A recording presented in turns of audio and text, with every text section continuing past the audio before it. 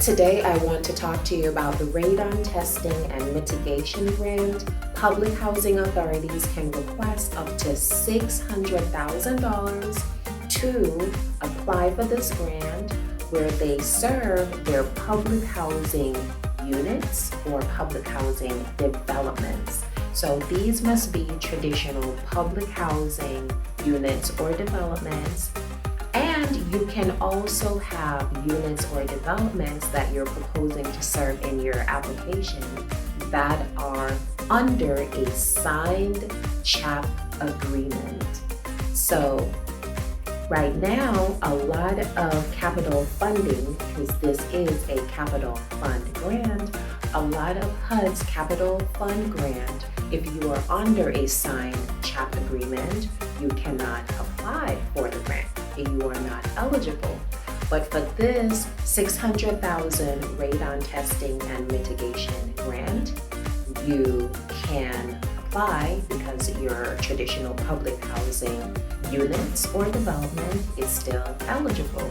This is really good news, and you must take advantage of this opportunity because very rarely is a capital fund grant still eligible for developments that are under a signed CHAP agreement. Another thing is, this grant is due August the 21st, 2023. You now have less than 1 week to submit your applications into HUD. Please do not let this opportunity pass you by. And the reason why I'm saying this is because this year HUD has 2 years of funding. Fiscal year 2023 and fiscal year 2024. So they have much more money than they normally have because they always come out with 1 year's worth of money. But this year they have 2 years worth of money. So what that means is next year they will not come out with this grant because they're already utilizing next year's money in this year's round of applications. So please apply. If you're in radon zone 1, 2, or 3, you must apply so that you can request up to $600,000 to test for radon in your area. And if radon is found, then you can pay to mitigate it, which is to pay for some sort of the installation of a mitigation system.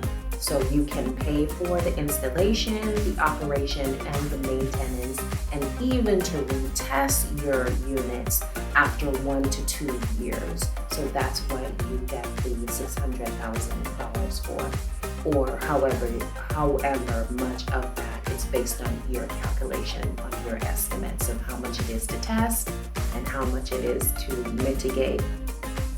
Also, another thing I should mention is if you have already tested and you have radon testing results that shows that your radon level is at the actionable level. The actionable level is 4 or more picocuries of radon per liter of air. If you're at that actionable level and you already tested and have test results, now you can just apply to mitigate the radon in your unit.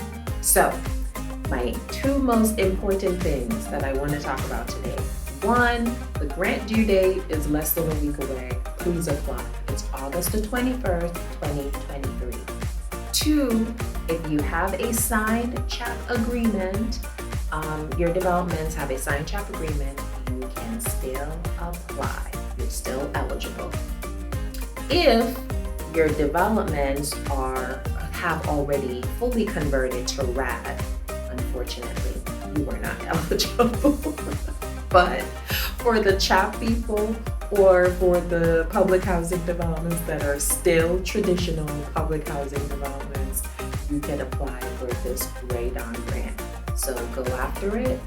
Radon is a odorless, colorless, hazardous gas that when inhaled can cause breathing issues, lung issues, even lung cancer, and it's especially dangerous for children because their body, they have a smaller amount of surface area. So when they inhale this hazardous gas at the hazardous level of the 4 picocures of radon per liter of air, at that level or more, then it causes health issues. So you definitely want to apply to respond to your mandate of providing safe public housing for your residents.